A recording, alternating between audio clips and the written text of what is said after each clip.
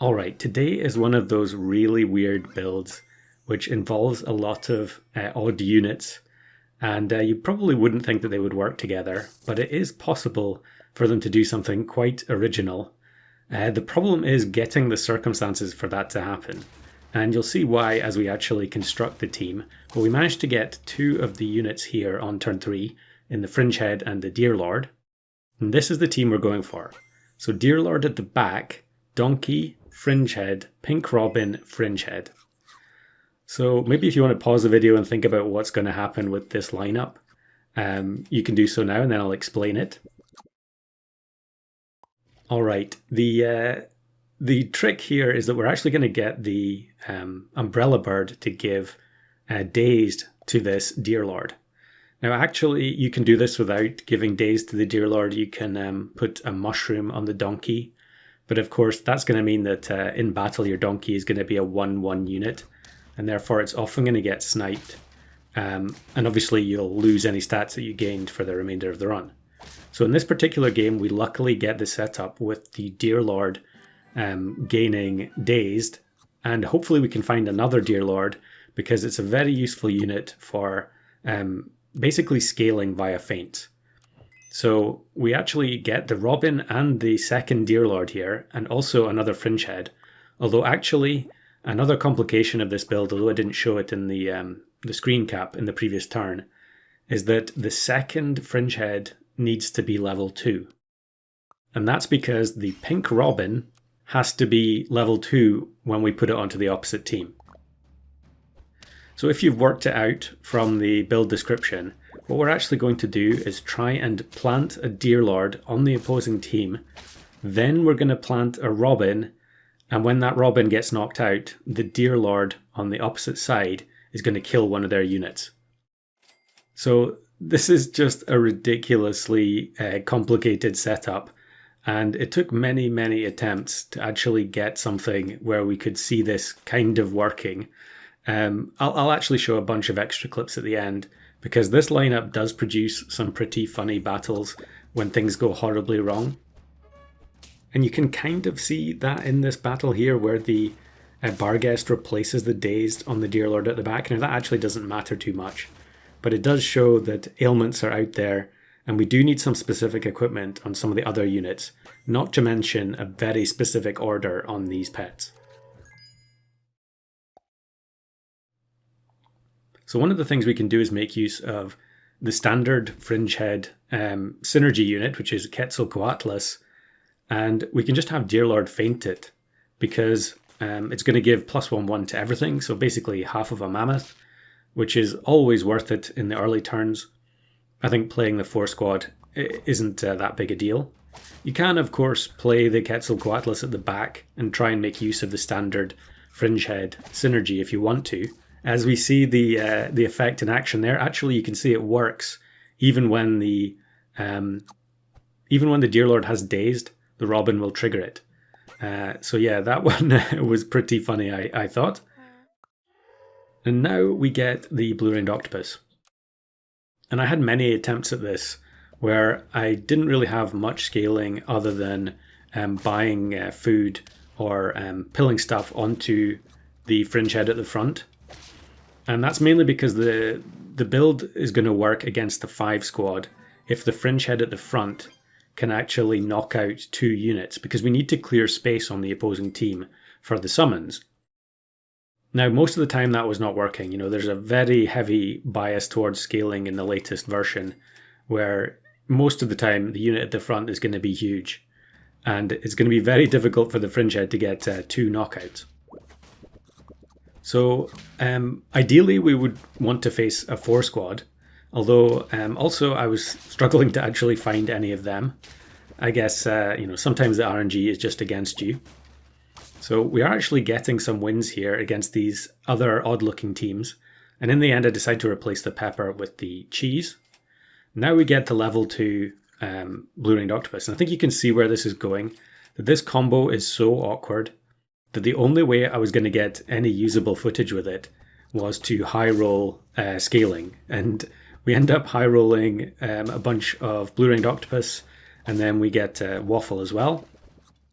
This is one of the teams that I was just constantly facing over and over again with the rabbit, dodo plus turtle.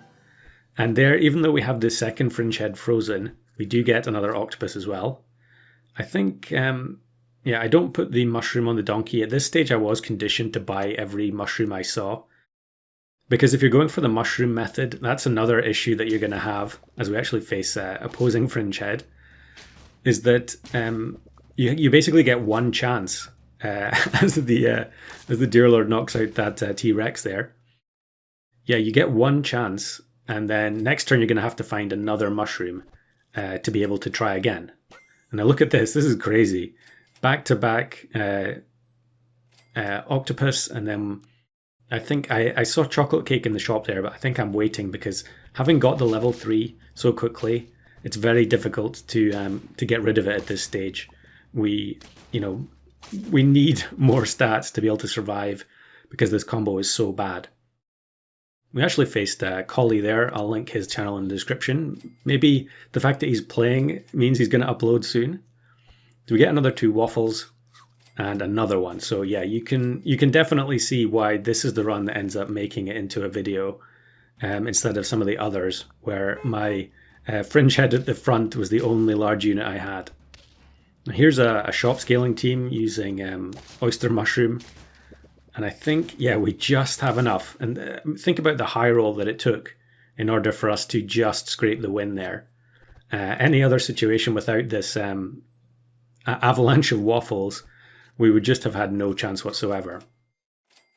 Now there, I did make a mistake. I did not freeze mongoose that was in the shop. Obviously, that's going to be better than cheese on the fringe head, and could result in us getting multiple knockouts. But unfortunately, it didn't pan out there. Here's another issue you can face, is that opposing teams can be weak enough where you don't even get to set the combo off. Although obviously here we're not, we haven't fully set things up. So now it's time to give up on the scaling. We do want to actually see the combo work before the end. So we put the chocolate cake on the second fringe head, and that saves us having to get the level 2. Obviously with a 4 or 5 stat line, it's going to be very susceptible to being sniped. But this team is very susceptible to disruption anyway. I mean, if we lose the onion, if anything gets pushed, it's game over. And yeah, you can see it's not going to work here because there's no space on their team.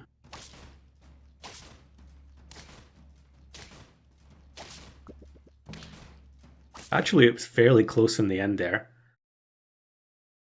So I buy some health onto the weaker fringe head just in case it can survive some kind of a snipe. But we really need a 4 squad here. And Super Auto Gaming to the rescue. Here Sag is going for an infinite setup. So we put the Deer Lord onto his team. The second fringe head faints. The Robin gets copied onto that side, activates the Deer Lord. And for all that effort, we knocked out a 1-1 Pillbug.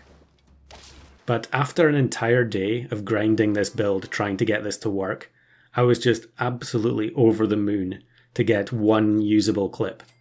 And the fact that it was a 1-1 Pillbug getting knocked out, I think probably adds to the amusement factor with this build. But remember the mongoose that I forgot to buy? If I had bought that mongoose, the combo would have worked on this turn as well, because the fringe head here would have knocked out both the farmer crow and the rabbit.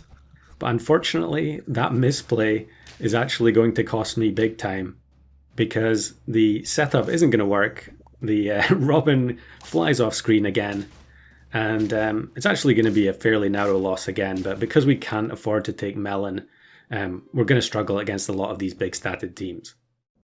So here are some of the other clips.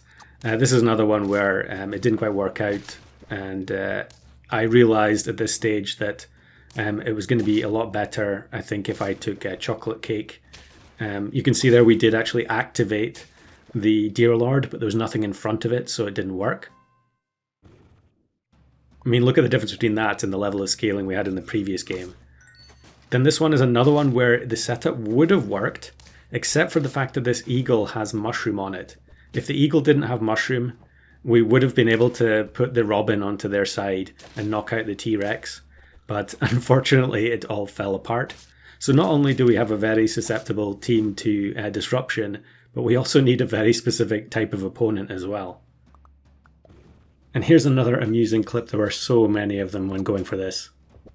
Goblin Shark swallows the robin and activates the Deer Lord immediately, and it kills the Fringe Head in front of it. Here's another one with the same thing. A lot of people running these Goblin Shark teams. So the instant team kill from the Deer Lord is pretty amusing. I think this one was all over anyway because I hadn't found the pieces I needed. And then lastly here, we actually face this Leviathan team, and it looks like it's going to be an instant loss. But we copy a Phoenix because we gave them a Fringe Head. We do a bunch of damage from the Crisp because all of the hits landed on their side, and it ends up being a 1 HP win because the Phoenix spawn is now only a 4/4. So let me know in the comments if you're brave enough to try and get this build working.